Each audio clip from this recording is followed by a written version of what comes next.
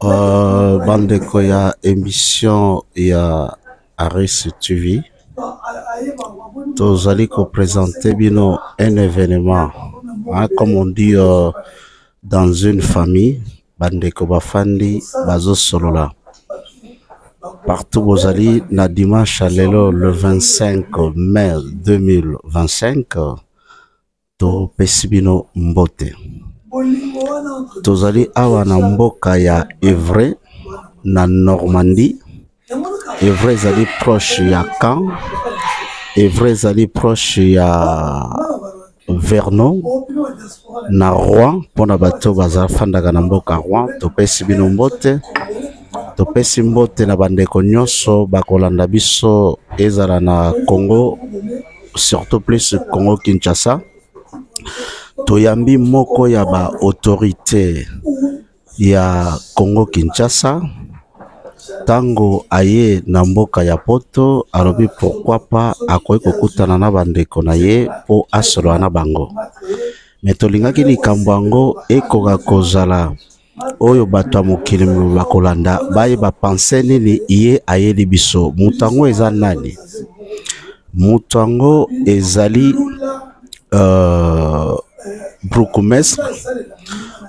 Burgomestre oyo ya commune ya Ngaba aye na mboka na biso. Tokomeka kotuna ye mituna aye kosala nini. Atiki Kinshasa aye awa. Est-ce que projet nini ayeli biso? Aye ka poto yeba ke yenda dirigaka commune ya Ngaba to eza ndenge nini. Ezali selon demande na ye moko que azali prêt ya ko répondre na question ya ba congolais oyo ba vivraka na libanda ya Congo, hein? Donc bino batu bozolanda biso boyeba ke toza na France, na mboka France, précisément na province ya Normandie, na ville ya Évray. Toyambi Burgomestre aye awa. Likanisi na ye nango toyebi te. Biso tozali bandeko ya Aris TV na émission ya la vie au quotidien. Voilà, toyambi ye azo partager na biso makanisi na ye. Donc pour le moment nazo komema micro epa na ye. Bakongole baza katikati nesika oyebele bakomeka kotuna ye mwa mituna et puis ye ako répondre biso. Donc c'est parti. Donc, il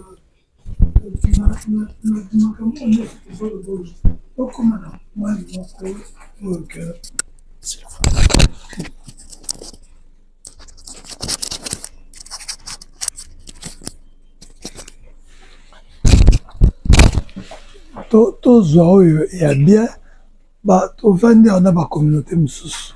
Total la paix, le lengelin ba salaka. To me kapé koyiba moi parce que ils ont abêté koyiba moi maele. Koyiba moi maele tout travailler nango et permettre bisoma na yana na prendre mingi. Na bande ko nango to na bango na ba délégation na prendre belé. Biso to no ya quasiment kaka le lombo.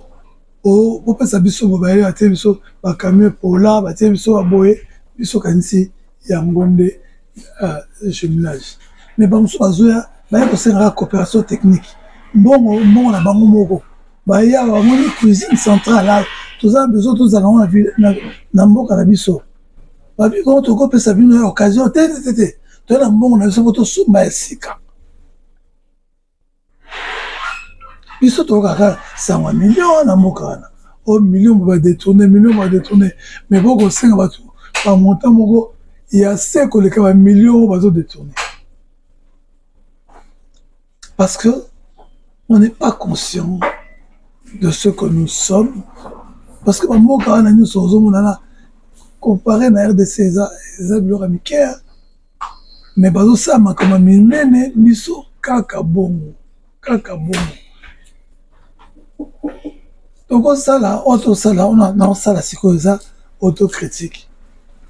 Autocritique wana na sala yango kaka so naza na entre biso po libanda vraiment médaille ekoya te yango pe eloko mosusu tozala nango biso mo bato liboso tokenda komiboma epa bapaya olio okende kuna odefendre mboka noko ya mboka na biso ekufa nango kutu bino kutu mwa bien eza mpe malamu te eza soki toza entre biso tolobana mpe makambo ndenge ezali mpenza réellement toyeba ndenge nini todéveloppe ngai na ngaba je dis toujours une chose bana ngaba baza partout dans le monde mais po oyoka mwana ngaba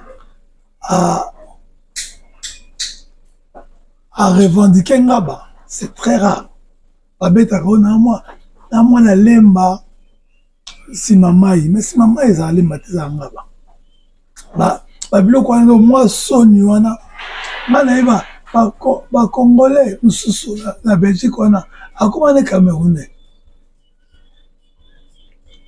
moto ya liboso akritike congo ye wana bayebaka aza congolais jour léopard ezobeta avant match oso après match topoli alongoli mayo non même dans la défaite il faut assumer donc c'était un peu on les a résumé nayebi comme ça mituna enfin mituna était plutôt échange au Zanango mais on a une motivation dans ngai pona tokutana mwa boye et ça l'a mis très vite donc il n'y a pas eu vraiment le temps il y a qu'organiser en gros mais le plus important que ezala une première fois je veux encore revenir ou quand vous venez à Kinshasa en tout cas n'hésitez pas boya kotala biso na ngaba ça ya commune na bino parce que c'est que biso komi ngaba sur heure là-bas donc bino pe awa bokomi déjà les gars za yolo donc œuvre sur yolo donc vos à l'aise voyez souvent tout solo li sauf qui critique ezali bapesi parce que critique tout est permettant se développer va déjà le thé critique ne te permettra toi t'as la oui on a ça la mieux on a ça la les soka bazo komisayo dans ka super avancer à pour soka zuma pouvoir ka ba to betelo maboko na ba bêtise au ça ba betelo maboko c'est ça aussi le problème. Merci beaucoup, monsieur le bourgmestre. Je crois que Bisso Bandeko ya Aris TV, oui. Donc tous allez sur YouTube. Oui. Je crois que Essengona Bisso allé à Koyambayo Lelo na ville ya Evray. Je crois que aussi Toké Kolobanagisa ça tous allaka un peu na ba difficulté surtout que botambo la kana ba cortège ba soda. Tous ka chance à kokuta na binote.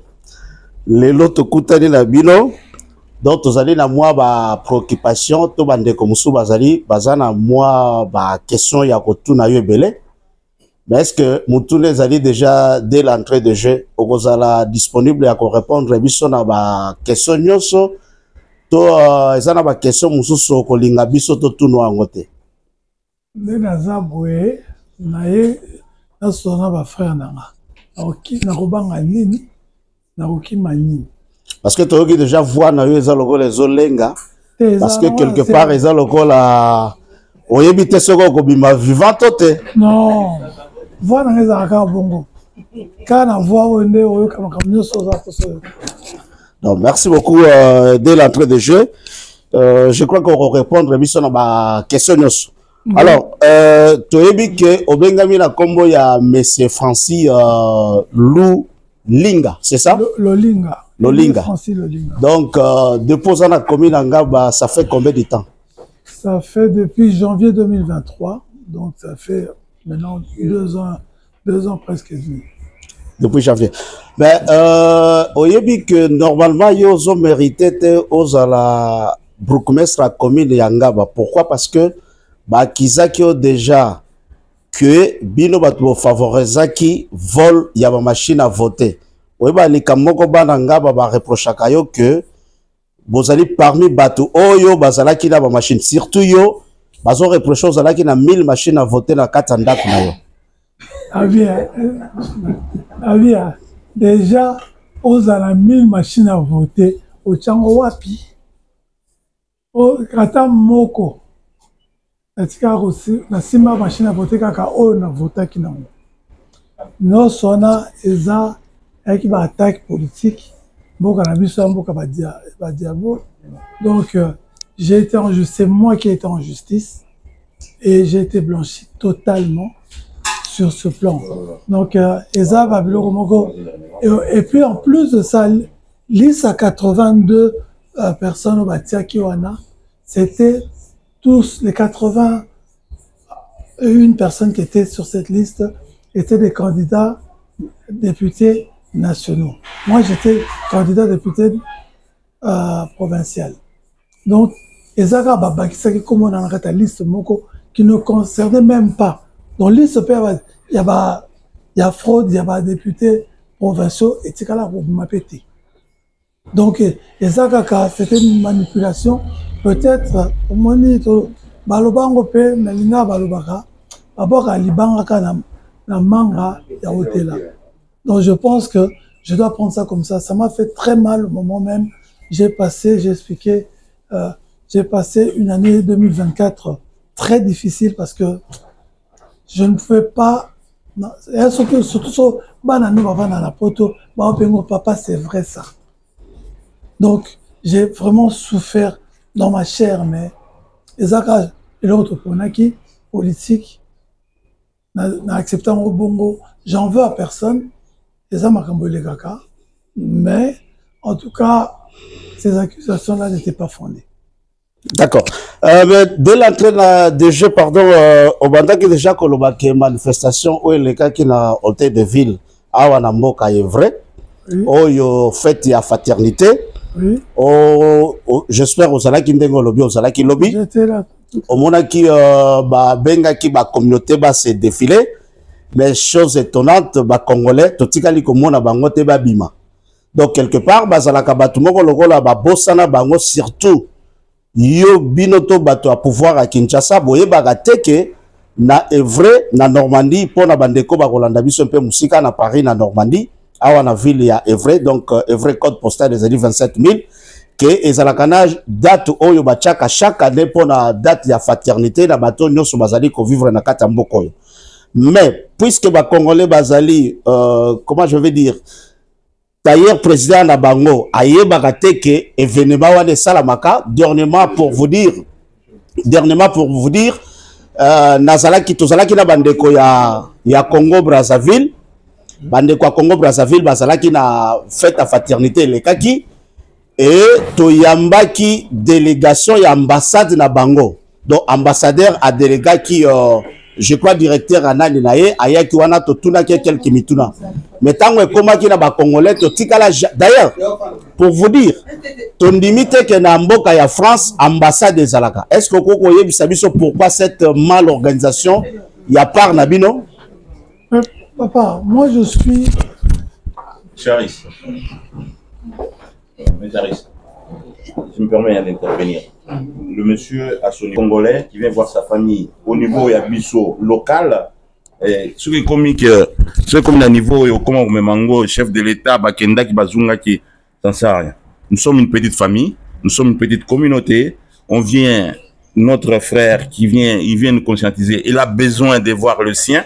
Les siens des Bissonné, Tofandi Boye, Tosololi, Toluka, à notre niveau. Qu'est-ce que nous, on peut faire hein? Localement, parce que nous sommes locaux. Évreux, c'est Madeleine, c'est un petit bled, c'est local. Lui, Ngaba, c'est local. À ce niveau, lui, qu'est-ce que nous, on peut lui apporter? Qu'est-ce que, par rapport à ses désirata? Mais qu'est-ce qu'on peut faire? Et quand il parle de parrainage, ça veut dire quoi, parrainage? C'est comme jumelage, parrainage. C'est comme si tu as un enfant que tu suis. Attends,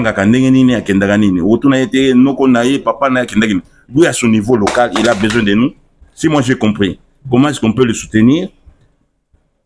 Et après, il nous rendra des comptes. Parce que si nous, on défend ou bien on s'investit localement dans la vie qu'il contrôle, lui, personnellement, il aura des comptes à nous rendre. Les jours, moi, je vais là-bas. Monsieur le bourgmestre, Oyaki, Oyebisibiso projet, Nabino, Ezabo, Nabo. on t'a soutenu ou bien on a défendu au niveau bissoa local. Hein, Bassa la boye, Bassa les boye. Et jour nous on descend à Kinshasa et on ne voit pas les résultats, là on peut le juger. Là aujourd'hui, son premier pas, c'est que aye koutana bande gonaye, ne toza boye, mais ceux qui les bandits ou bien manga ne pas qui machine les bandits à la limite, vous allez me dire, monsieur, Azan et Longimo, on était M23, Aoutiwanda, tout ça. Après, il y a un abimi. Il y a comme un bongo. Parce que ça va. Moi, je pensais que c'était vraiment local. On vient parler, le monsieur sont venus, voilà. Après, comment est-ce que nous, on peut le soutenir dans les démarches qu'il fait pour sa commune,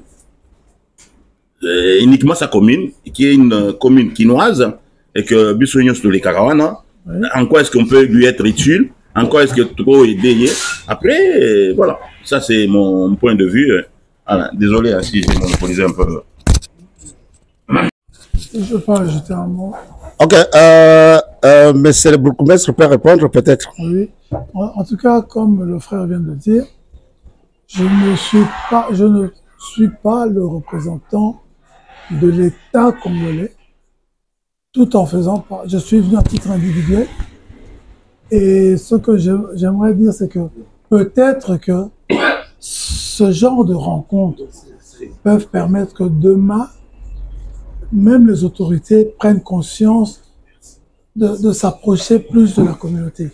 Mais il faut commencer quelque part. Si on ne commence pas à un endroit précis, jamais ça va se faire. Peut-être que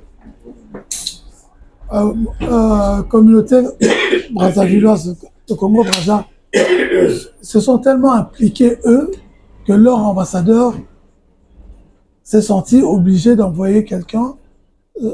Peut-être que chez nous, c'est peut-être pas le cas. Il y a eu, n'oubliez pas que nous sortons des années de combat qui a fait que la diaspora et les autorités en place ne se mariaient pas. Parce que je sais que sous l'ancien régime, mais moi qui étais en Belgique, j'ai fait 20 ans dans quota ambassade de terre. Donc, et maintenant, il faut se réapproprier même ambassade d'Abisso.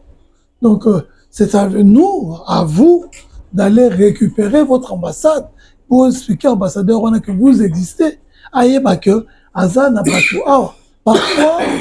parfois, ils se plaignent aussi que ils ont quelques bateaux na retour ambassade car bangouana. Mais ils vont pas vers la communauté, mais souvent juste car il n'y a pas vraiment de lien. Et cette organisation que j'appelle de mes voeux au niveau de la diaspora pour pouvoir être une force pour permettre que lobby, ceux qui telemi lobby tolingi boui basala. Il y a ma communauté na domaine wana parce que bango basi s'organise.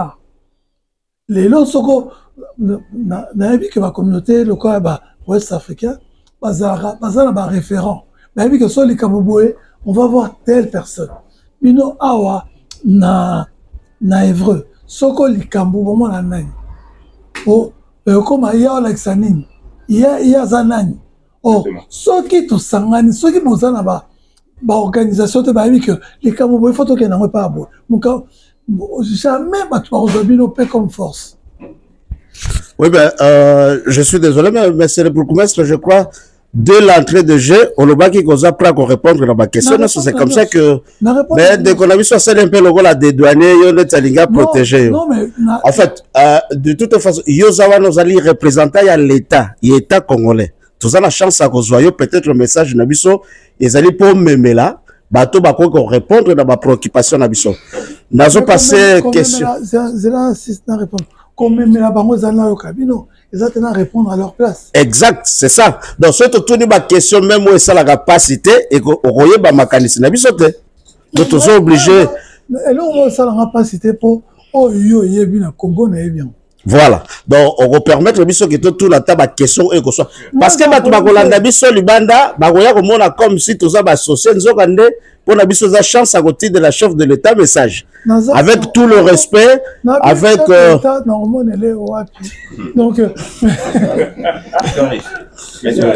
Monsieur Harris, Hein, et sans aller loin, hein, notre invité, qui est notre frère, monsieur le bourgmestre, aïe au Pota, Pota, ici est Beba, Pota Isopola, la communauté congolaise.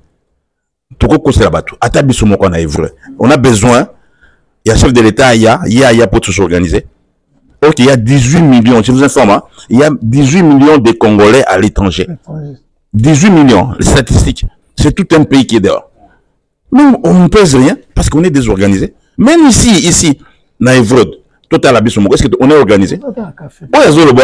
Mais quand on a abisso, on a organisé des organisés. Bisso, on a propre tout ça. Soit beaucoup de temps, des jours après, et comme problème. Ce qu'il vient de dire là, bisso, on est mal organisé. Comment voulez-vous que tout le monde est organisé n'est pas bisso? Bisso, on a Evrod. Il y a un gars avec Sani. Il vient de le dire. Ça, c'est le propre. Il y a des compatriotes dans Bisso. De dehors, on n'est pas tellement bien organisé. Il faut reprendre à la base. Eh bien, on pèse beaucoup. On pèse beaucoup.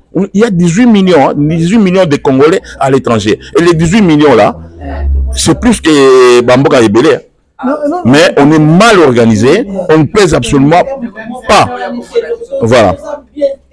Ok, alors, Baba, pardon, logo les alliés, et sengeli logo la bandeko, pardon, logo la bandeko, ba na posa pe batu na ba question, donc on peut ça, bateau ba na posa batu na bourgmestre question, batuni et puis y est à répondre. Ma question, moi, mon coup, c'est pour ça, aussi, na facilité à répondre, biso. Oui, papa.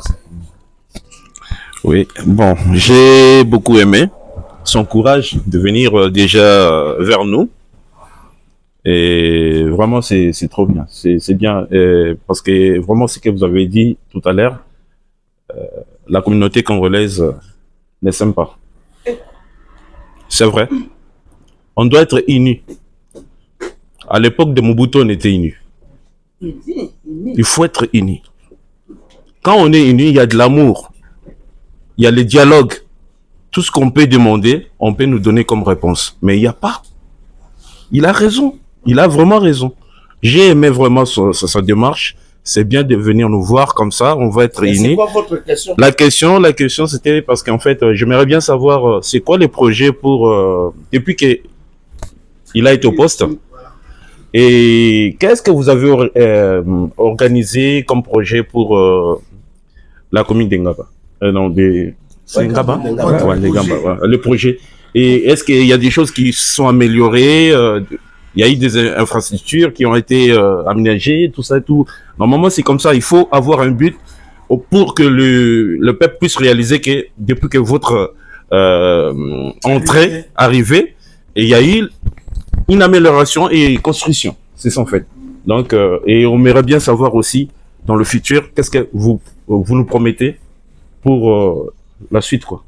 Très bonne question. Merci. Très bonne question. En fait, on est arrivé dans des conditions que vous savez.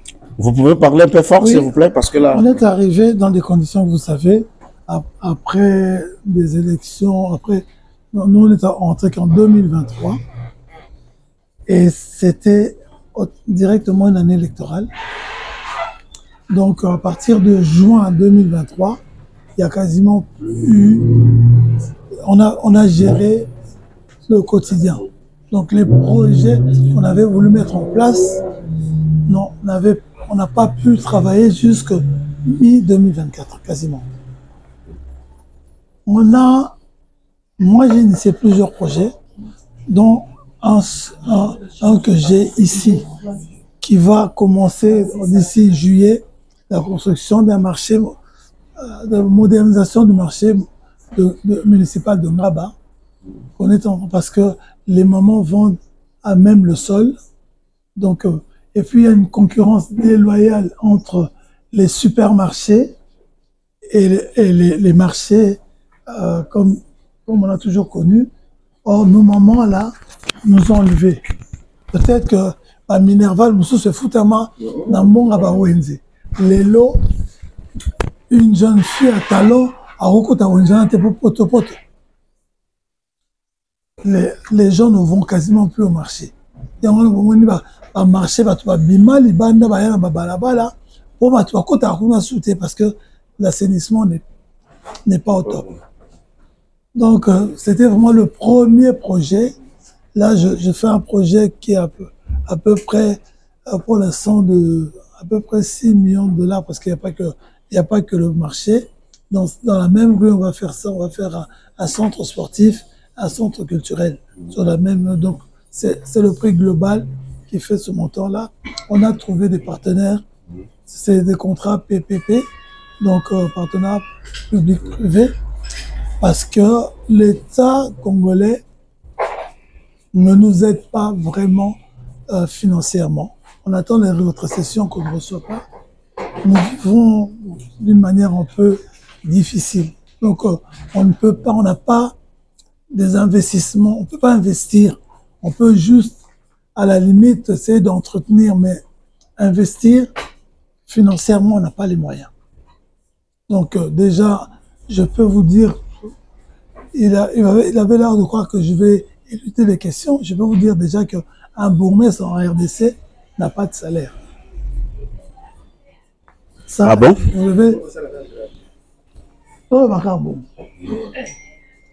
N'a pas de salaire.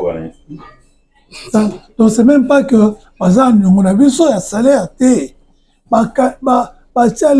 un budget que bourgmestre faut foutre. Exact. Donc, on a pas comment, il y a un moment que bourgmestre me sauve un espace, par mon côté, même en prise publique, tout ça, et mon rompière. Mais nous sommes ceux qui sont le plus proches de la population. Le problème, nous sommes dans Koufi, Okunda, sur le Kamouke, bureau Minerva et la moine. Au moins, la tangité, on fout là Minerval. Donc, on a un côté social énorme, mais sans moyens. Alors, sauf au Pumeli, au Bimi, à Kabaraté. Oh, les gens croient que marché au niveau de service sont bons. Oh, marché coûte ça combien? On appelle ça un exemple. On appelle ça un exemple. Il y a marché, donc, on va foutre un ticket. Ticket, on a 500 francs. 500 francs, le dollar, 1 dollar est à 2800 francs à peu près, 1 dollar. Donc, pour ça, calcul.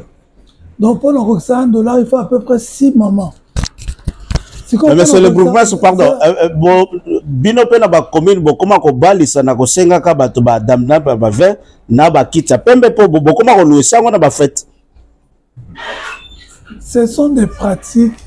Non, ce sont des pratiques. Les relevis ba damjon avant et ça ba biloko moko. Ce sont des coutumes que j'ai trouvées où on c'est un bon côté. Yo pozula ngombo ngotoloba. Mais moi on dit na ngoza. Kasi ba pesa ka bino mbongo. C'est moi on dit ça expliquer. Si quand on a ça, on a là et puis on a encore na ina bombelo te. Na za banquité.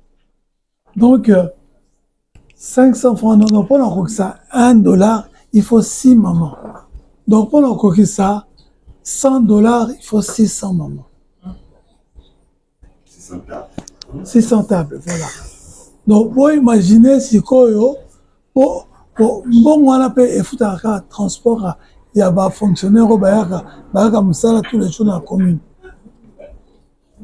Parce que les gens croient peut-être que tout sera bon. Autant bon. Pour revenir dans la question,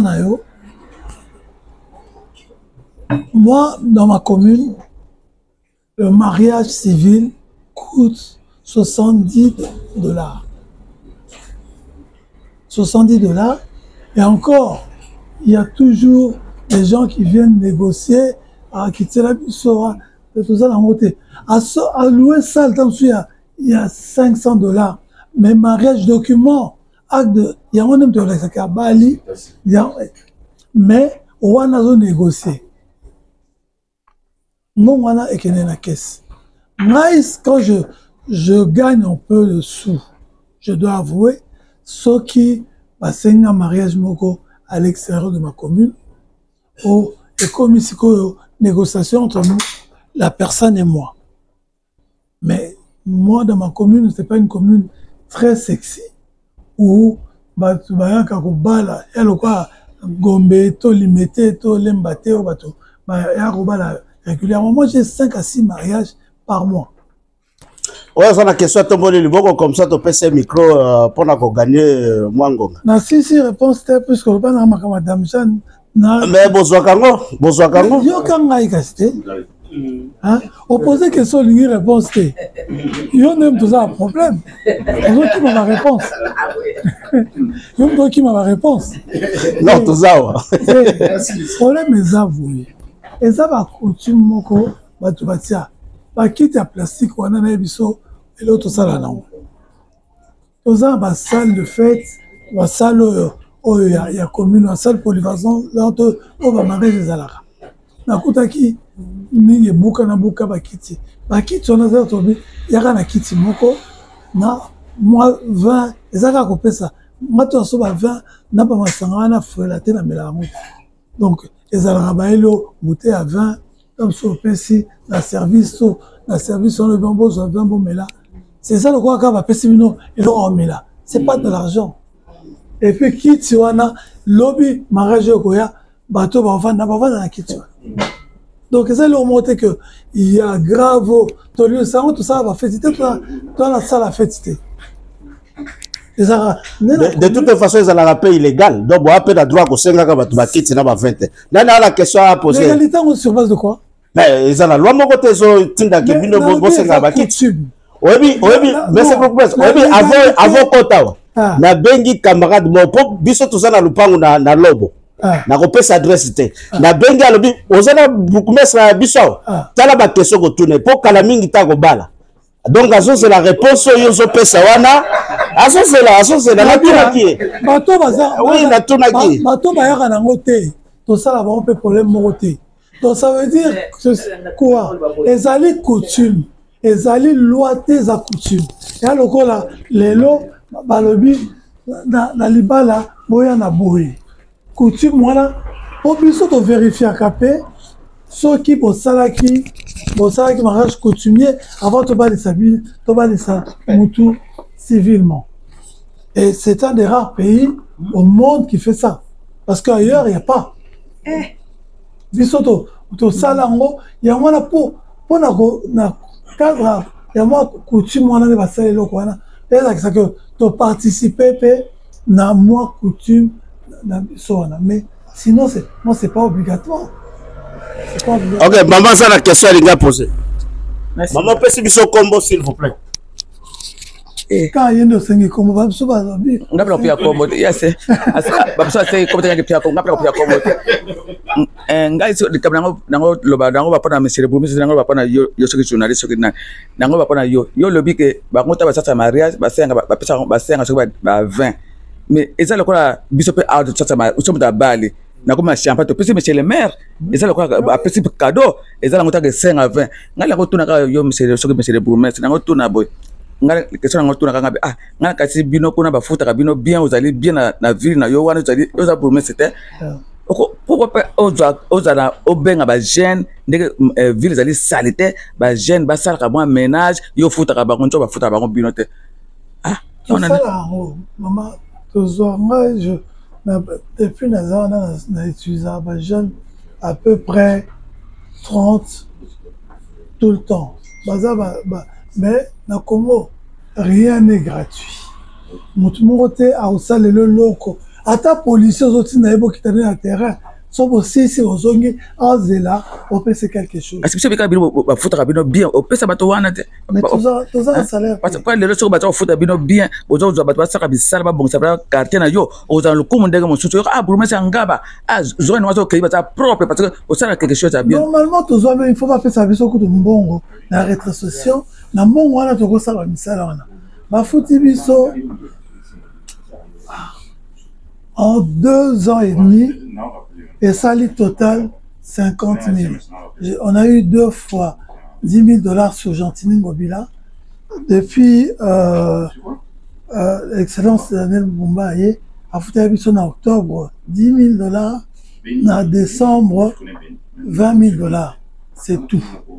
20 000 $, même 20 000 $, et ça là qui ne même pas 3 semaines. Bongo et si là Parce que les jeunes, nous, on a foutu à Bango à peu près 20 000 francs par jour. Tu en as combien dans Europe? Donc, Pas même 10 dollars. Pas même 10 dollars. Pas même 10 dollars. Faut 10 dollars et aller. Ah, 28 000. Donc, on a foutu avant. Mais on a fait foutu à Bango par jour parce qu'on a pas ça, on a tout. On a tout le monde a quand même moins. On a pour un civisme, tout ça, on a mokana. Tout le monde a amélioré à boire qui a place à venir. Ah oui, il y a un cassette saleté. Donc, il faut pas ça, mais sur le budget, on a un matériel, il faut somma. On a basa msala. Comme on a souka. Comme on a souka, boy. Bon, on est sili. Bon, après ça, ils sont bons en décembre. Tout ça, on a moigné. Ah oui. Il y a un autre tono, bien sûr. Comment ça l'était? Ah oui. Il y a un autre tono. Là, il y a la question, s'il vous plaît. Bon, garçon, il était autour de la bourgmestre. Pourquoi vous avez dit que c'est vous qui l'avez mawa? Alors, vous tournez la question. Mais on va répondre à la question. Oui. Il faut appliquer quoi pour poser Bah, bon, mais c'est meilleur. S'il vous plaît, question, Zélia. Allô?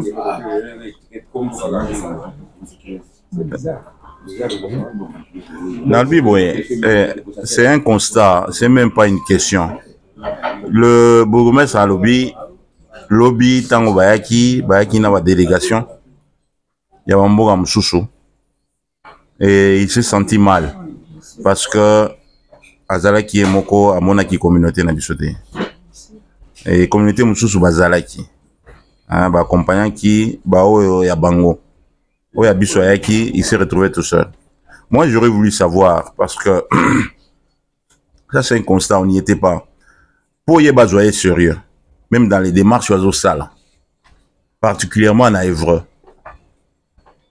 il faut déjà battre à Évreux, battre biso sérieux. Parce que Yexo Gaye a présenté ma Kambonaye na Évreux. Nous tous ici, la majorité nous sommes des contribuables na Évreux. C'est ce qu'on appelle l'impôt. Même s'il lui sollicite quelque chose,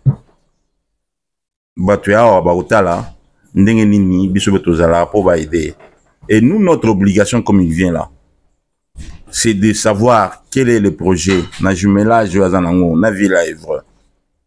Qu'est-ce que la ville d'Évreux peut faire pour Naye, ni à Sala, et Bisso en tant que Bana Évreux, et en même temps Bana Yangaba. Parce que le roi Yeboeto va Congolais, Tokomi Bisso Bana Yangaba. S'il a déjà été financé par la ville d'Évreux, s'il sera financé par la ville d'Évreux, c'est pour quel projet? Et projet on a Bisso, il faut tout à l'heure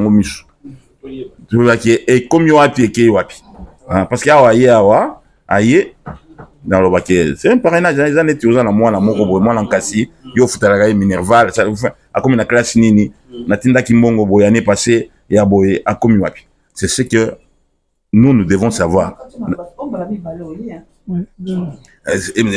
Depuis à Yakao, yena est vrai, achia Zouani na Évreux, na oyo ya Évreux a pesaye, achia Salanini, akosala nango nini, e biso pe awa, tokoyeba ki mboko tofandaka, mbongo muki otopesa kawa. Mère na biso. Parce que zo pesa, so ba aider, ne pensez pas ba aider parce qu'il est beau ou parce qu'il parle bien. Parce que batali ki communauté oyo ba congolais mo baza mobiliser, jour ata élection ba na mboka na bango to sala ka boye, ba ko voter pour nanga. L'homme blanc il voit qu'il y a des intérêts. Ne pensez pas qu'il y a ça parce que ça n'a pas été. Mais si nous on est mal organisé, on ne pèse pas. Et bien sûr. Il n'y a pas une suivi. Mais ceux qui sont quoi, tous appelés bien organisés. Attendez, à quoi ils sont bisous? Ça qui boit est-ce que et que ceux qui gagnent ngaba ou bien tonginda qu'on a écouna parce que il faut qu'on vérifie. Hein, que ça qui est boy. Bilo wa eda qui est ville ngaba bénéficier nango ou bien il y a eu ngo pe atindi ngo ceux qui wapi ça. À cause de la perte tonginda ko mais tout peut arriver. Tout peut arriver, il y a Kinshasa, tout peut arriver et voilà. C'est dans ce sens-là que j'essaie de recadrer j'essaie de recadrer la position nana. Il y a Ibisabiso, Najimela, il est venu pourquoi? Qu'est-ce qu'il il attend? Il y a ville à Évreux. En quoi est-ce que nous on peut être utile? Même nos élus d'ici, on peut les pour aider Mboka Nabiso. Sinon, Biso peut voter Binote. Qui les a amenés.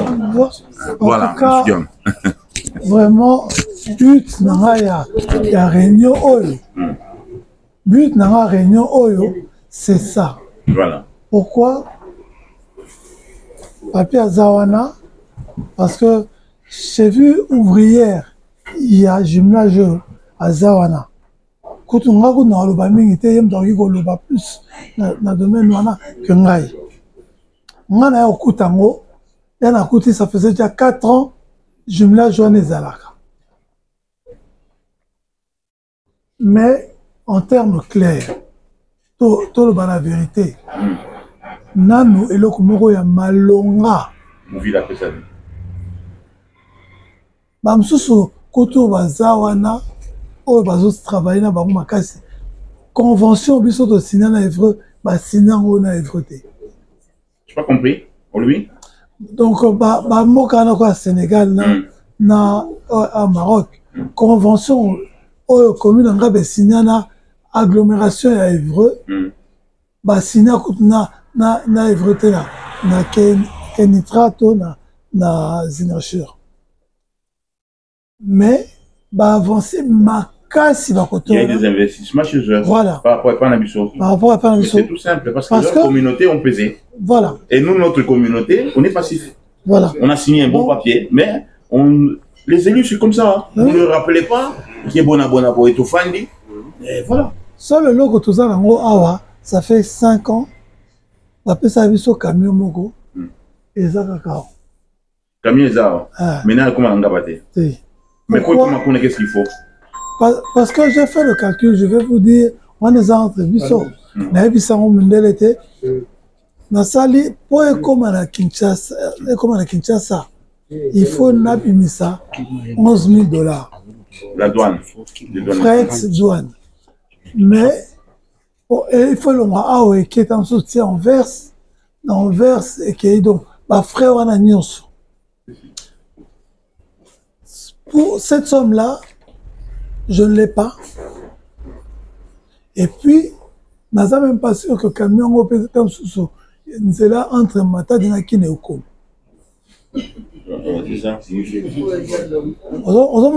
Donc, et ça, dans le Sony, mais en réalité, ils ont besoin de biso penati.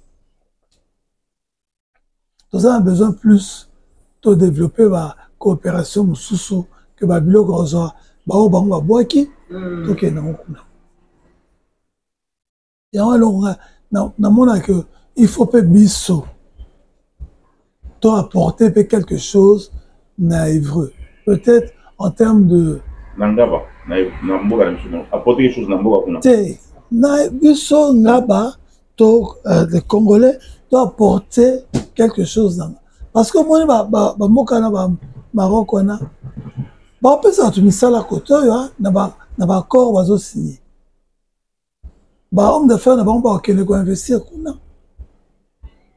va marcher, on va il faut comprendre que je me lève des atékaka, biso kaka to sengaka. Pour le boko, o et sengaka, toujours na C, il y a Oyo et Pesaka.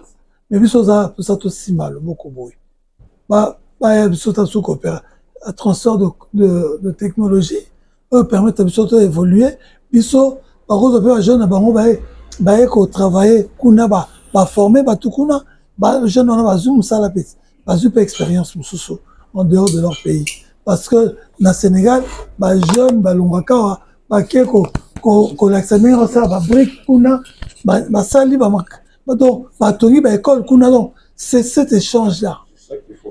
Mais biso, tu dis toujours, bon, peut-être biso, tu as besoin de. Non. Apprendre la jeunesse, les métiers. Apprendre les métiers, aller faire des. C'est ça qu'il faut qu'on. Ça se passe même dans nos familles. Oui. Même dans nos familles personnelles. Avant, il commence on demande toujours des. Ça, c'est les propres des Congolais. Hein. On veut toujours à Minene. Le Congo aujourd'hui. Moi, je viens du Congo, il n'y a pas 72 heures. Le Congo a besoin des micro-entreprises. Des petites choses. Comme il est dit là. En Gaba, qu'est-ce qu'on peut faire? On peut parrainer Nini. Mais bon, monsieur Miki. Il y a des gens qui veulent faire des petites machines, des trucs comme ça. À Salipé, ils se développent. Ils n'ont même pas besoin à Babylone comme on mine, même dans nos familles. Mais ça vous péché. Et voilà. Attends, ça la babrique. De petites choses. Ils ont quoi miner pour se développer. Même dans des pays du Sénégal, on va village.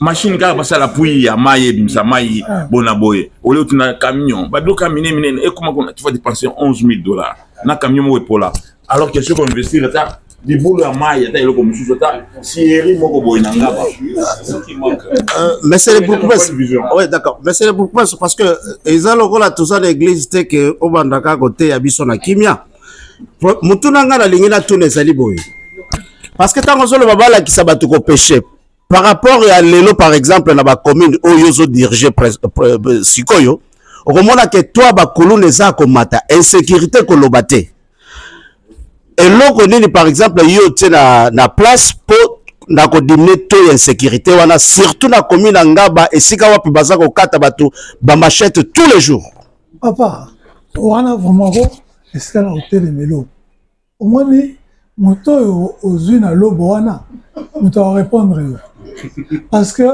ngaba la na comme ngaba kuluna na moi na 14h okota balabala te lelo okoleka moi jeune femme témoignage na bango toujours à sala na ville na ba restaurant avant na ngaba cette fille so 18h et coquille anola na musala lelo comme sont à 23h na katandako. Aujourd'hui, on a un autre phénomène qui est apparu, c'est la tracasserie policière. Donc, les lots, ils ont sous ma Koulouna, c'est pour Koulouna, besoin de sécurité, ma casse n'a pas d'engagement. Les lots. Koulouna, à Zara l'Est, il y a toujours, tu sais, à Awa, malfrat, on s'arrêtera toujours. Mais, côté là, ça, comme il a changé leur façon de travailler, mais Koulouna n'est pas bimi na balabala, ils allaient sauter. Parce qu'on a travaillé, et puis je tiens à rendre hommage aussi na VPM na Bissau Siko à l'intérieur, Jacqueline Chabani avec l'opération Nobo, qui nous a permis vraiment de mettre, vraiment de diminuer encore un peu plus le taux. Mais moi, ce que j'ai fait dès que je suis arrivé, j'ai créé une brigade de paix. Cette brigade de paix était constituée de 120 jeunes repartis dans 6 quartiers en Rabat. Les acquis, maître, maman Malewa, c'était vraiment tout le monde. Et on avait un groupe on a encore accepté, nous allions à écho de brigade. Donc chaque fois que, et l'Okomogo Salam, ils ont Salam à quelque part, ils appellent et ils aident la police parce que dans un problème sous-effectif à la police, les personnes descendent, les sportifs, aider Bango, on a maîtrisé la colonne. C'est comme ça qu'on a arrêté, n'a généraux na Bango. Mais ce phénomène, c'est un phénomène qui est compliqué à éradiquer complètement. Pourquoi? Parce que il faut y avoir cause nango. Cause nango, ils allaient misère, malformation des jeunes, l'éducation et surtout oisiveté. Donc, en d'autres termes, aux gens qui ont pouvoir en place, ils ont ça les l'autre côté. Dans le pays, wana soko oye pour le pouvoir en place, c'est les l'autre côté. Kolobate pouvoir en place. Mais cette histoire-là ne date pas d'aujourd'hui. Nicolas Gassadi a dit que ça n'a pas pouvoir et les quatre ont pouvoir aux Asikoy. Parce que à l'objet d'abisso clairement que bino bosala ka musala moko te soki mbongo yé likambo liboso ezala ka boke de na ba deuxième ba troisième ba bureau na bino pe botonga bandako surtout bosala ba concurrence ko sala bandako be étage lelo yo pe ndako no étage to ebite za côté nini na bien déjà je vais répondre moi ni madame Soussou internet oyo ezaba ya ba makambo et c'est ça ngami soki tolingi tolobane na zoloba boy na lobby que biso ba congolais toza mal organisé toza la makambo boy et que bokati et comme le roi que ngai biso na pouvoir toza mal organisé compréhension za ndenge moko te. C'est que moi j'ai suivi interview Mobimba, il y a Nicolas Kazadi.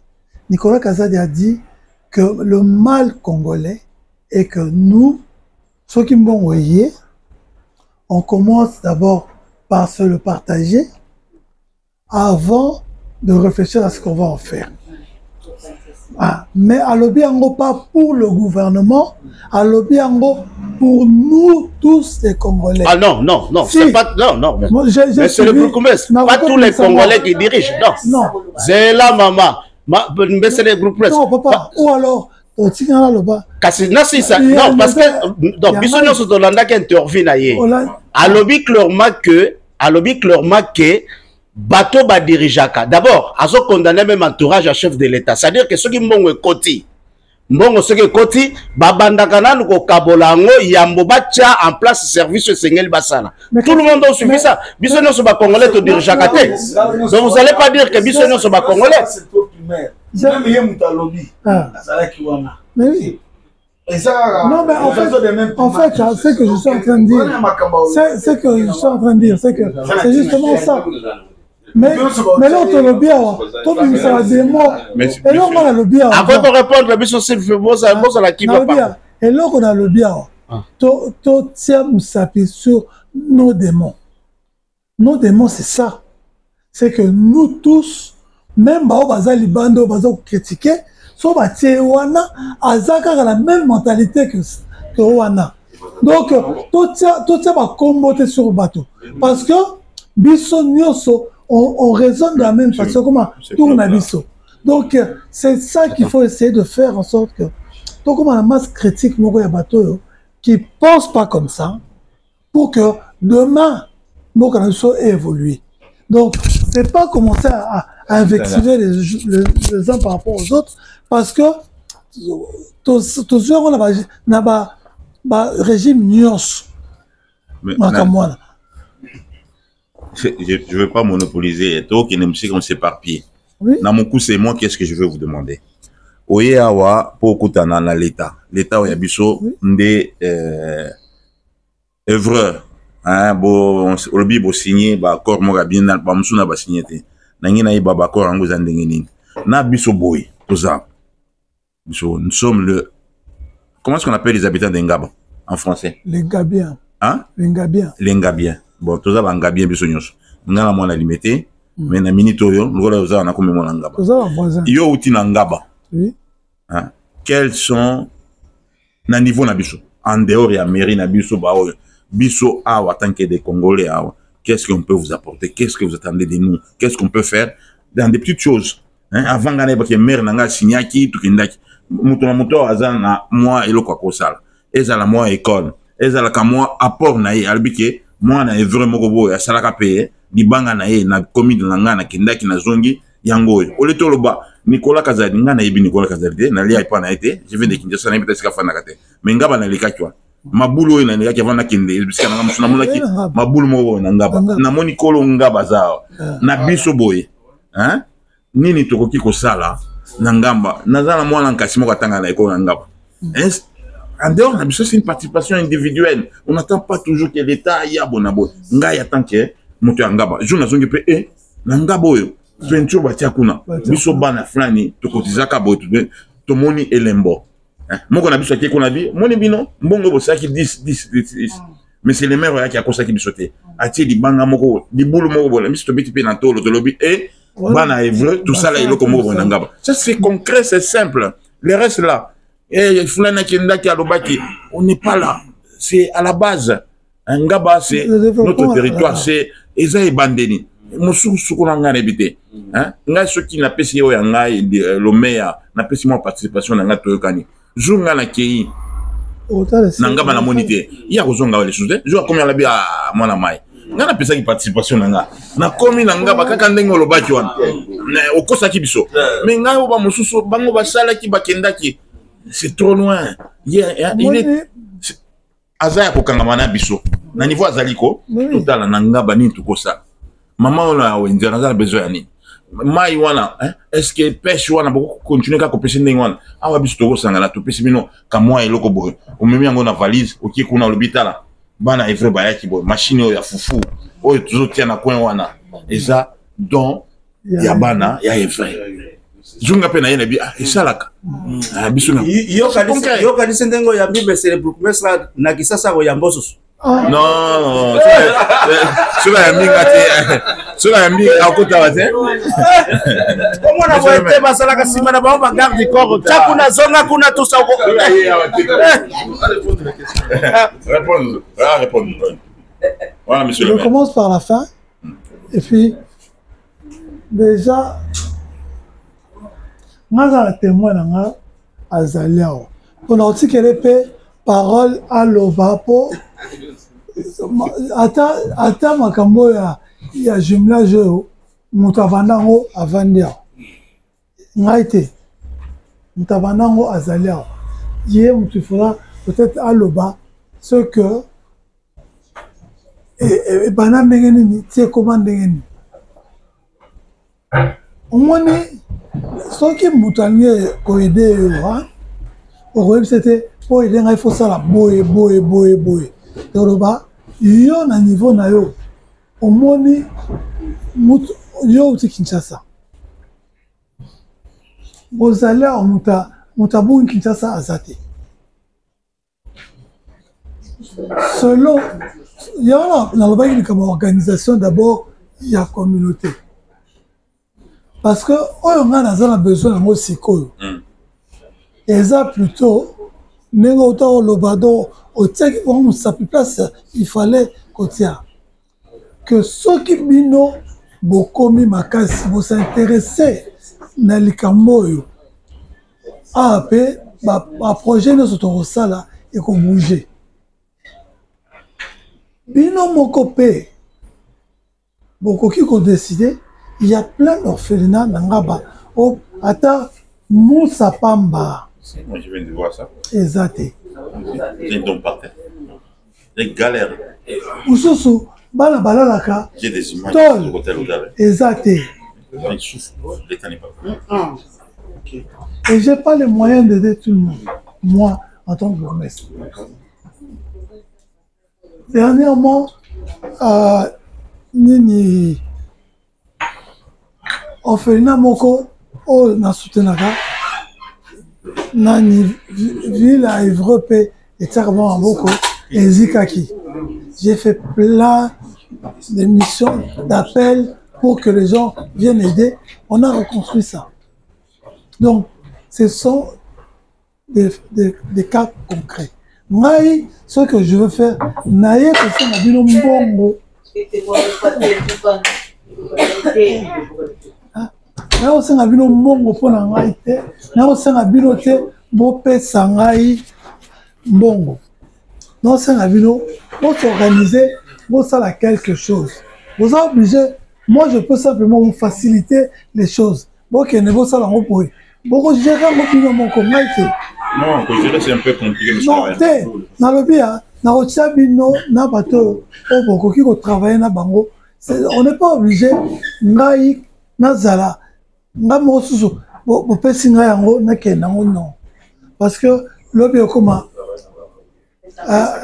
topesaka ye moi je préfère boyebisi ngai tolingi tosala boye et par rapport à ce que vous voulez faire moi je vous oriente vers bato oyo bokosala na bango tout en étant moi-même un surveillant de ce que vous faites parce que sinon moi oui, ils ont passé, monsieur le maire, je me permets de vous contredire. Non, non, sur ce point-là, dans d'accord. Oui. C'est-à-dire que vous êtes le maire, vous êtes le bourgmestre, vous connaissez l'état des besoins de votre population. Oui, état il y a il y a des trucs élémentaires. Pourquoi vous avez dit boy, nakati na noté. Pourquoi le bané tikuna, olobi banzela eza salité. Mais tozangi ba pa ou ba biloko ndingwan. Nous on a un interlocuteur ndeyo. Nous on peut se cotiser le bon année oyo tozana 20 pas ou 30 pas.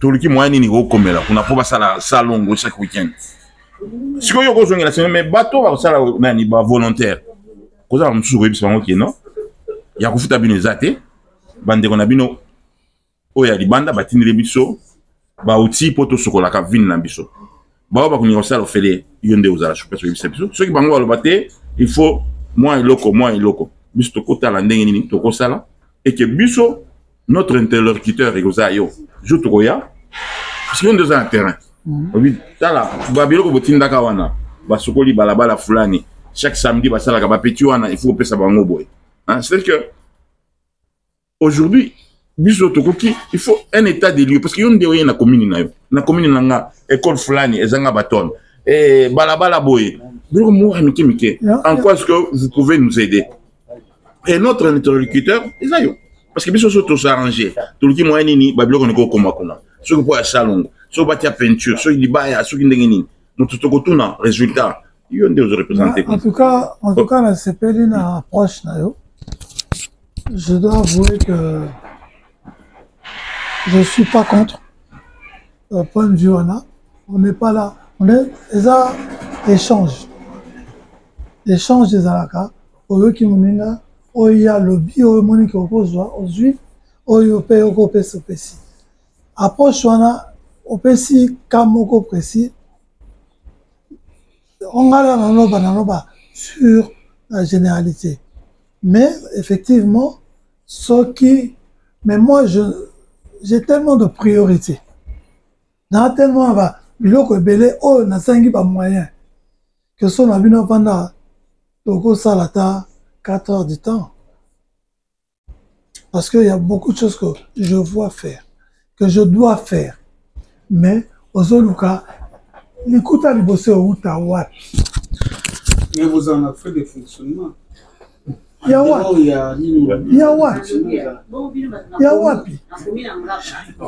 normalement ça devait être exacté automatiquement exacté mais sont des pays c'est comment les pays de tiers monde comment ça fonctionne bien c'est des pays de tiers monde il y a l'argent là-bas DGRK et soit la taxe. Pardon, s'il vous plaît, papa, les gars, tu as une question pour toi qui est dans la mais pour bientôt là, tu as pour télévision Zangonga. Bonjour, là, tu as une question pour le Koutani Awa. En tant que monsieur le maire, est-ce que tu as un terrain pour nous non pour favoriser ceux qui ont monté à son terrain place mora bien? En fait, là, ils sont vérité. Terrain n'a exacté. Tout.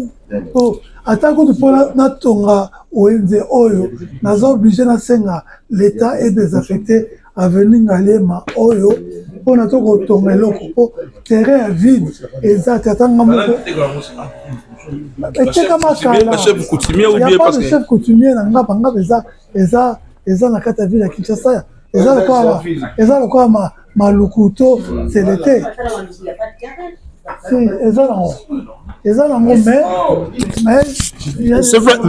Monsieur le maire, pardon. Je crois que en termes, pardon. Bande Kobaso la un peu partout. Yambi Broukoumès la commune d'Angaba a donc assez à présenter qui dès le commencement de l'émission. Après, c'est à vous, il y a quoi apprécier ma réponse. N'a yo pas biso tout ça, raka répondre à retour à ma question. Tokobi qui s'est ni mawe kozalate parce que tout ça dans quatre églises. Je suis désolé, c'est comme ça. Donc, tout ça comme on souka, monsieur le maire. Comment yoko goya go senga biso mbongo? Non, bon c'est là, s'il vous plaît. Tout ça, sa commune na yo. Mais par contre, Congo est na mbongo belé oyo boza koyiba. Est-ce que vous imaginez batu mosusu ba bongi na ta ya Félix kaka na 2 mois pamba ba nommé na poste moko boye ayibi pe atongi bandako siko biso pauvre population oyo obi ke pour tango solo bana mama moko azoteka na ngaba tango kozonga ko bambu mabanga pourquoi pas ba kolanda yo commune na yo wana commune esika commune bureau no ezali ba mama bateka kawana ngana le cas déjà place wana bateka kawana bakanga nzela mabulu place kuta otegeza te nana mama leki oya zana venir lobo na ebisaki yo bakame uta kabandondo ya bafufu baaka koteka baza place wana okomona bango ebebe bosalaka eloko moko te yoza moto ya liboso te mpo oya kolela awa me mbongo na Congo eza ebele mbongo yango ya Congo bosalaka nango nini papa amoninga nazali ministre na Congo te wana ta mosusu ti tovandi awa ozokomprendre yango te yafana rappele yo naza bourgmestre ya commune ya Ngaba mbongo ekotaka nalobi kasi zanzo répondre oti mbongo ekotaka ekotelaka wapi yoyebisa ngai esika ekotelaka nakozonga me papa yo lingi oloba babiro nyonso to bataxe nyonso eza wana esala mosala te donc en fait bamagasin bapharmacie tout ça donc so toli to comprendre peuple oyo bino bozonyokola bayaka kosala mosala gratuit bayaka totinda biloko babongisa banzela banini ya ofele mais quand akoyiba mbongo bino nde boyibaka mbongo boliaka yango c'est comme ça papa déjà ozoloba wana ezomona koyebi na yo makambo ozoloba te lakisa biso oui tozolanda nazoexplike opona biso nyonso toutaki sasa kasi oumeli moto akokosela moninga awa aza te oumeli yango wana taso ozokomprendre te ndeko alobaki awuti ya pas longtemps na kisasa azalaki na difficulté bambouteillage moya atambola kote bien eza te discours na ye mais ozoloba oyo alobi te problème ezali il y a plusieurs niveaux de pouvoir dans mboka na biso comme partout ailleurs comme ici donc l'air okutani na moto oyo il faut poser la question il y a un niveau de pouvoir oyo yaye donc okoloba nanga te ke tozo détourner bambongo bamillion oyo na Ngaba euti wapi bafrais de fonctionnement ezalaka te tolobi awa bamesa eza 500 francs 500 francs kaka 500 francs wana assainissement eza na kati transport ya agent mpo azonga bandako na bango eza na kati bataxe nyonso oyo o baboutique wana omonaka déjà ka moto azwa yango donc ezeke na niveau ya gouvernorat ya nini donc et rétrocession normalement on a droit à 40% ya mbongo wana mais toyebi kutu te combien barécoltaka. Donc, on ne peut même pas réclamer montant habité 40% de quoi. Donc, il y a des dysfonctionnements dans notre pays, j'admets, mais les lots doivent travailler ensemble pour que Makamwana ait changé. Ah, peut-être votre démission a raté. Non, non, la question est sur la retour. Maman. Mais papa, on a quand même sans poser question. Ah, peut-être votre démission a raté. Aucune réponse dans Souka. Question, maman. Bonjour, Nani, monsieur le bourgmestre, monsieur le bourgmestre. L'année passée, Nazaraki na Kisasa. Na Utiba Kongo Nazoya, Nzela Ngaba. Mais na lono tina kitaki to sugla yo normalement to go sugla wana te. Embouteillage moko na monanguti. Mais na zona Ngaba. Bosiko en tant que yo monsieur le maire ya nini, est-ce que oyebi ke embouteillage ne zalaka ou ozoyo ke lango pa nanga? Maman, na ke lango pa na onde ni ngamo na zalakati tous les jours. Bosiko sala nini? Na bien. Embouteillage, par cause nango, c'est ça principalement. Embouteillage mouibi. Zakaraboui. Kakabou. Embouteillage, par cause nango, ça il y a les bossos, les allées, nombre de véhicules, comme dans Mboka na biso, locaux la loca. Parce que les lots, il y a longtemps, avant, tout ça qui certains d'entre nous aussi n'ont pas na salango on a que zobabi tout cas côté na Congo mais les lots les faire fondre à Zela Dubaï mutuka na ba dédouanement et comment moins cher donc mutuka est tondi et comme tant so comme et tondi en plus de ça la moto, les autres à Loufou. Donc, il y a au moins plus de 100 000 motos dans la ville province de Kinshasa. La moto,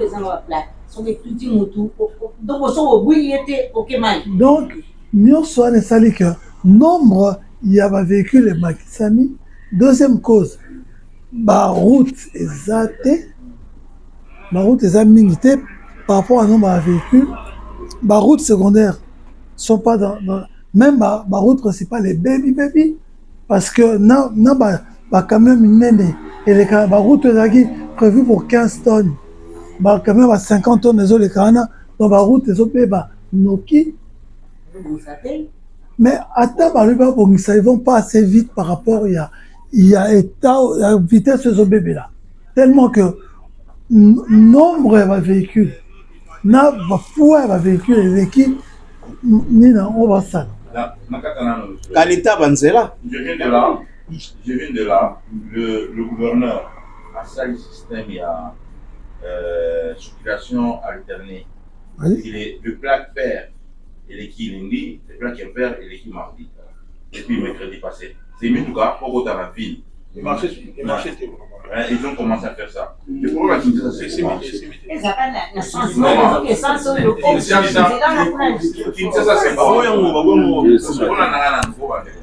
c'est quoi?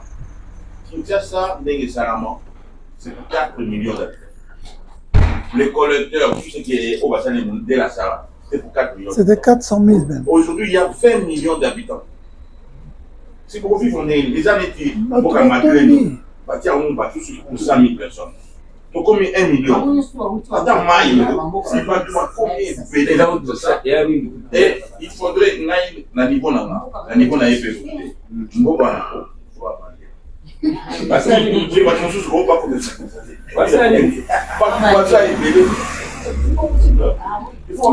Mais pardon, toi aussi avec papa s'il vous plaît. Papa ça n'a pas Koloba. Avant s'il vous plaît, s'il vous plaît, papa les gars, ça la suggestion Koloba. Bon, Maketa. Merci monsieur Bourgmestre de Goye Libiso. En France, ici, la coopération n'a pas ville et de la question de jumelage ou coopération décentralisée. Avec jumelage, on ne gagne pas. On ne gagne rien. Les jumelages, ils ont vraiment en unité. Mais ceux qui ont dit coopération décentralisée, ça effectivement un comité de pilotage. Ils ont dit comité de pilotage et qu'on portait le projet. Et là, quand on est dans une coopération décentralisée, automatiquement, il y a les ministres des Affaires étrangères qui rentrent en jeu, directement. Et donc, maintenant, ce qui est le jumelage, na Villa Évreux, il faut voir quelles sont les compétences Villa Évreux à quoi apporter, na Makamu Oyo, pour voir effectivement la communauté Oyabiso, qu'est-ce qu'on peut apporter dans le jumelage. Donc, ce qui serait important, je tournerais peut-être vers beaucoup plus papy, de pousser peut-être vers une coopération décentralisée.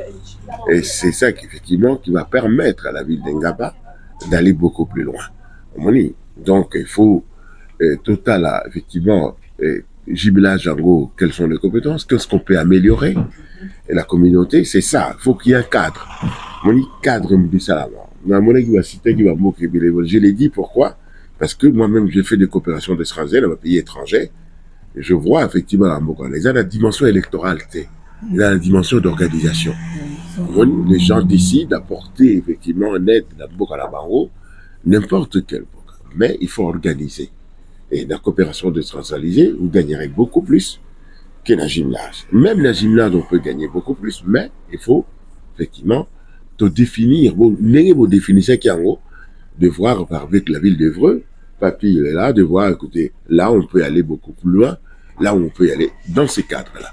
Et puis, la ville d'Évreux, Nenge Moninga Lobaki, effectivement, la chance, ceux qui battent Bazali Awa, demain ils sont intéressés que les cadres sont bien définis, peut apporter l'aide effectivement nécessaire, va comporter un bon cadre, Moko, l'ami qui a dit tout à l'heure, au lieu que l'objet mais s'il y a un cadre où ils allaient qu'on peut apporter quelque chose, on apportera quelque chose.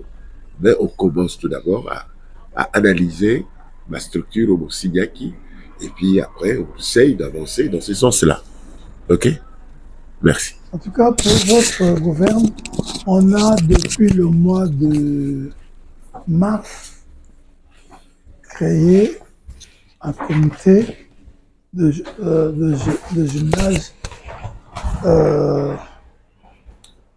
dans la commune de Ngaba, justement pour porter ce projet vers une coopération décentralisée. Donc, on est en plein dedans. C'est même la raison de ma présence ici. C'était pour réactiver tout ça et mettre les choses en leur place. Evo aussi a déjà, dans sa cellule de coopération internationale, déjà fait beaucoup de pas. Malheureusement, pas encore assez pour la RDC, pour Ngaba, mais ils se sont déjà bien organisés à ce sujet. Ma raison d'être avec vous ici, c'est justement parce que j'aurais souhaité que vous imprégniez, que vous soyez des acteurs de ça pour pouvoir... Moi, je demande, quand on m'a demandé je suis venu chercher l'argent, non. Je suis venu chercher plutôt un accompagnement d'une communauté pour que, comme a dit mon frère tout à l'heure là, pour que on ne soit pas les parents pauvres de cette coopération. Parce que maintenant, on a même, depuis, je signe ce soir une convention d'intention, c'est pas encore une vraie convention, avec les deux autres villes jumelles, Ziguinchor et Kénitra, pour faire de la coopération sud-sud. C'est aussi une façon de revoir les choses un peu. Mais pour ça, Évreux doit être notre point de ralliement. Et c'est pour ça que je demande à notre communauté d'être plus actrice dans cette coopération. Parce que tout ce que vous avez dit ici est très vrai. Mais ce qu'on doit faire, c'est que, comme dirait Kennedy, voir ce que vous pouvez faire pour votre pays, plutôt que d'attendre ce que le pays peut faire pour vous. Donc, ça veut dire que c'est à vous à décider que maintenant, nous, on se lance. Vous pouvez même me pousser, moi, dans une voie disant que nous, on veut que vous allez vers ça. Parce que on a la possibilité de vous aider par là. Ça peut, c'est pas seulement, moi je peux venir avec des priorités. Quand on a le nez dans... Justement, mais ça c'est... Aujourd'hui, je suis d'accord, aujourd'hui, c'est une prise de contact. On va pas faire, on n'a pas le temps de faire l'état de lieu là, maintenant. Mais si ce contact-là continue, évolue, et je sens qu'il y a un intérêt de la communauté sur ça, je peux même envoyer mes techniciens pour 3-4 jours ici, vous rencontrer et travailler maintenant sur l'état des lieux, savoir qu'est-ce qu'on peut faire exactement. Parce que là, je suis venu juste parler à mes frères, essayer d'être ensemble. C'est surtout ça mon point de vue. S'il vous plaît, ouais. Il y a une autre question, pardon. Vous n'allez pas d'envoyer les techniciens ici pour faire l'état des lieux. Oui. C'est à vous vos besoins. Mais oui. Voilà, l'état des lieux. Nous envoyer Vous à mon tour. C'est ça. Monsieur le maire, C'est ça. j'ai le complexe, c'est ce que j'ai dit. Et en plus, il faut qu'on change d'abord la base là-bas. La base. Ce n'est la base comment? La base, parce qu'en fait, le fonctionnement de là-bas. Parce que c'est supérieur. C'est supérieur. Est-ce qu'il fonctionne de la même façon que là, ça un peu. J'ai déjà un plaidoyer que le comité avait réalisé. C'est supérieur. S'il vous plaît. Pour faciliter la tâche, monsieur le maire. Pardon. C'est pas pareil. Qui vont faire l'état des lieux. Vous nous mettez en contact avec nous. Voilà, c'est ce que je Vous nous fais. mettez en contact avec nous. Et nous, on va avec eux, on va dire dans quel schéma il faut. Monsieur le maire, État pour faire un bon plan. Monsieur le maire.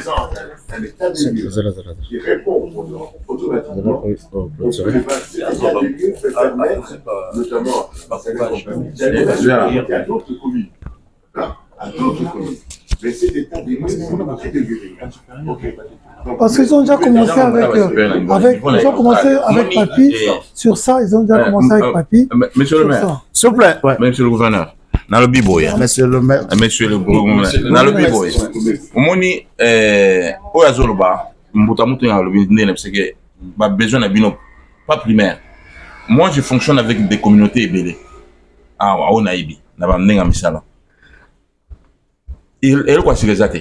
Mais batouan a quoi, l'équipe biso maïle, des Maliens, des Sénégalais. Vous avez un souci, n'a pas ma côté, n'a vite, n'a pas village, n'a pas ngo. Mais batouan va organiser quand la mère n'a pas ngo, n'est pas voté ainsi de suite. Ma boule, va qu'il nous ma boule, n'a pas village, n'a pas ngo. Bisto senga, n'a pas besoin de ville. Vous avez l'homme soit Mickey, auto senga. École moko, et puis bana évreux.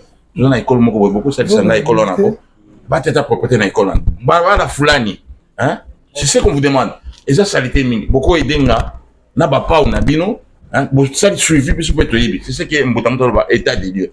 Tout le monde qui est toqué de tomata, Nicolas Kazel, le gouvernement. Non, moi village, Ngaba c'est un village pour Nabiso. Un village Nabiso Ngaba.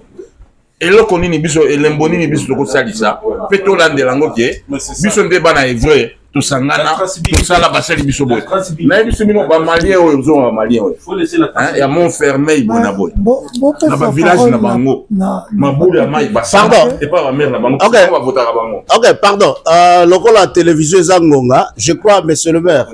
Soko zui message au luki ko sangsa nyoso na mwa mukuse o tolobi. Pe bo senga na bino ekoko zala nini avant to kata télévision. To continuer na moi ba débat mususu kandenge salaka. Donc soki au sengi to pesa parole pas nan. Il y a Papi. Parce que Papi est acteur et d'accord. Donc to pesier na sima na yo ko clôturer.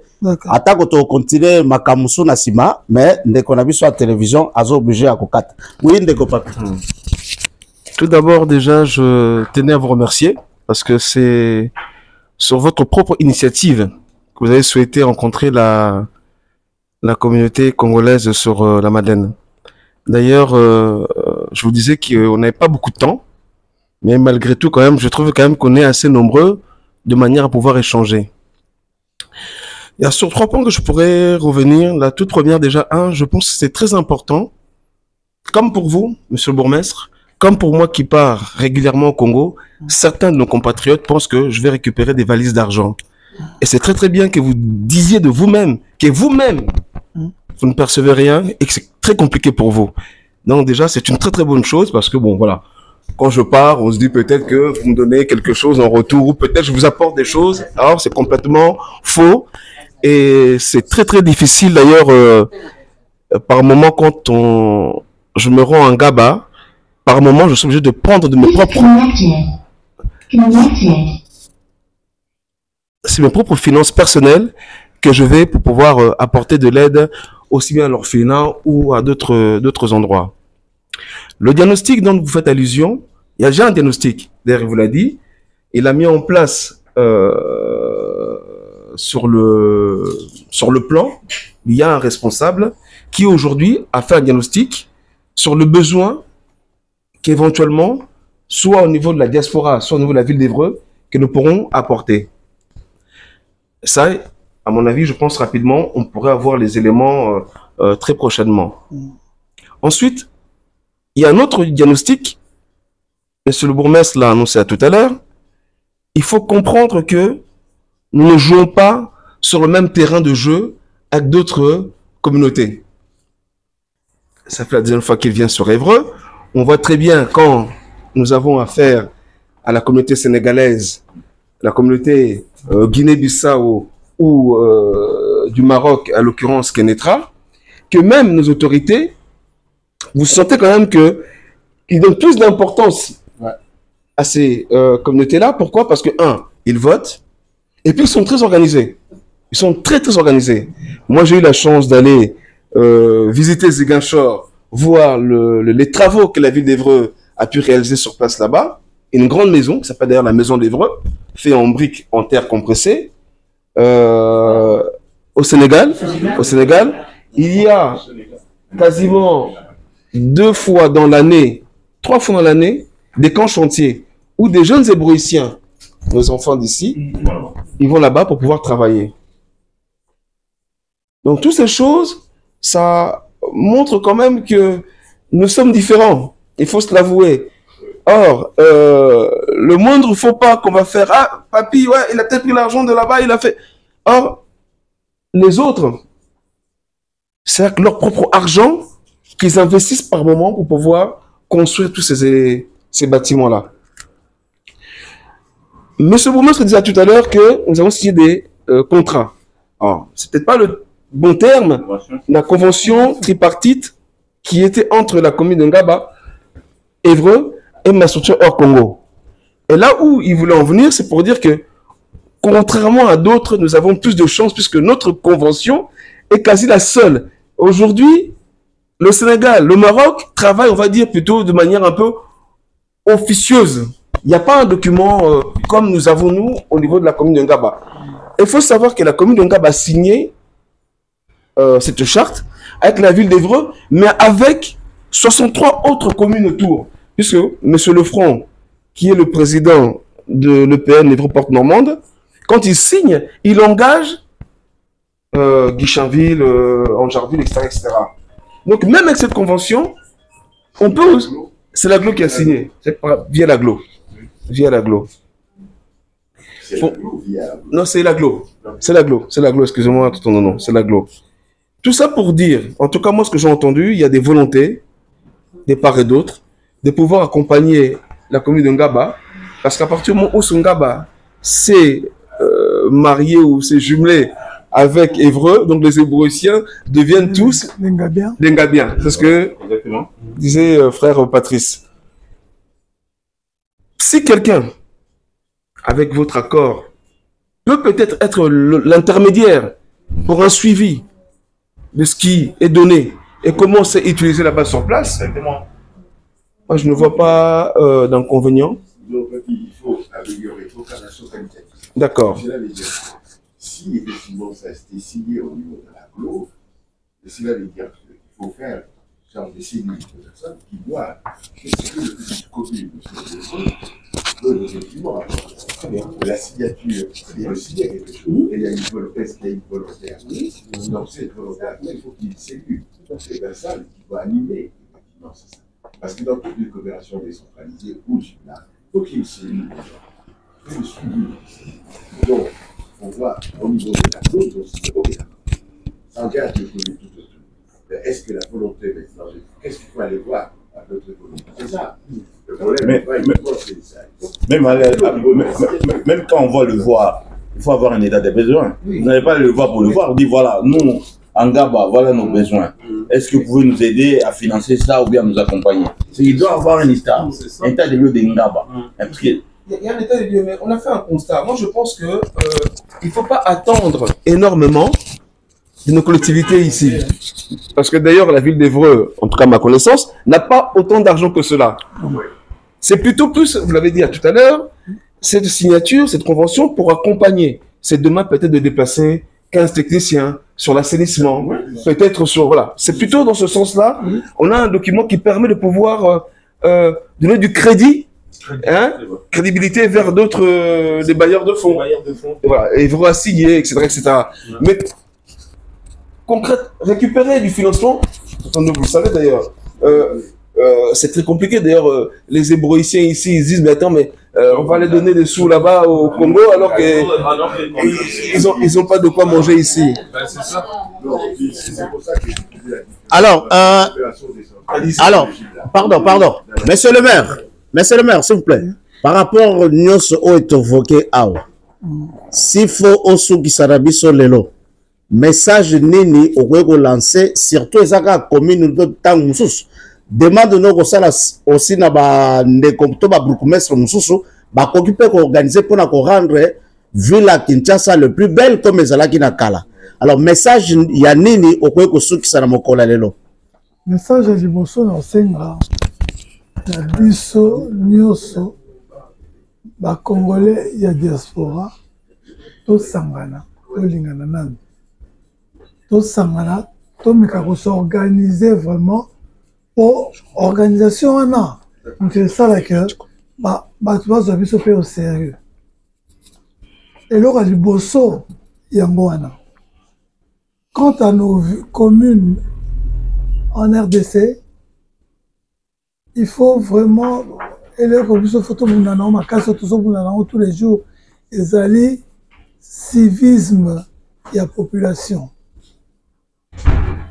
na biso eyeba parce qu'on dirait que to bosana ba ni élémentaire ya hygiène lelo mutu na pese exemple moko vraiment banal na ba salon tout ça à chaque samedi to tambola ko conscientiser partout nous ça pas na bango j'ai un groupe on attend mon bateau environnement bateau parfois les policiers tout ça mais autant voilà pour mon groupe pour ça mais zubino au meli bateau bateau bateau ba salité on a ça na bango ba meli ba boaki mais ba kochango wapi normalement mais question ça kochango wapi tanga attend mon outil et si quand on a place à boaka et oh poubelle les ali na tie to na tiango na koti na mutuka na ngai tina ozonga na ndako.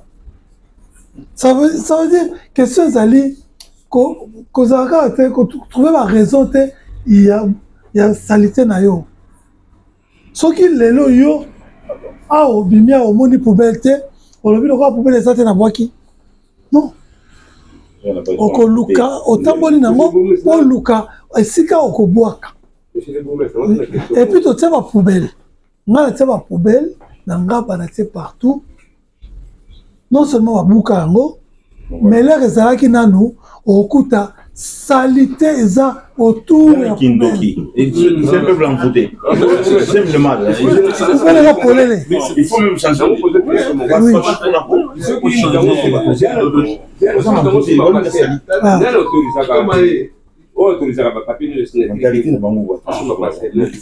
passer dans ce moment entre vendeur et acheteur. Mais Baokende n'est pas chef à quartier. Chef à quartier, Moutou, à vérifier que la personne qui vend Aza habilité au Tekelayo, pour qu'on ait des fiches parcellaires et Zalaka, nani propriétaire, nani mandataire, tout ça. Alors, Namaloba Oyo, Bandeko, malgré tozali kokoba kosolana, monsieur le bourgmestre, donc tolobi que pour na lelo tosoki awa, c'est vrai que ba sujet est belé, il est vrai que makamutolobi, tant musubo kozala d'accord nangote to ba réponse bourgmestre apesi, bokozala d'accord na yete. Mais na ba commentaire na bino nde ko sala ke to ko landela ye donc so bozala ba question botin de la biso ango to ko zoye le soso pe to ko répondre na ango merci pour na lelo to suki wana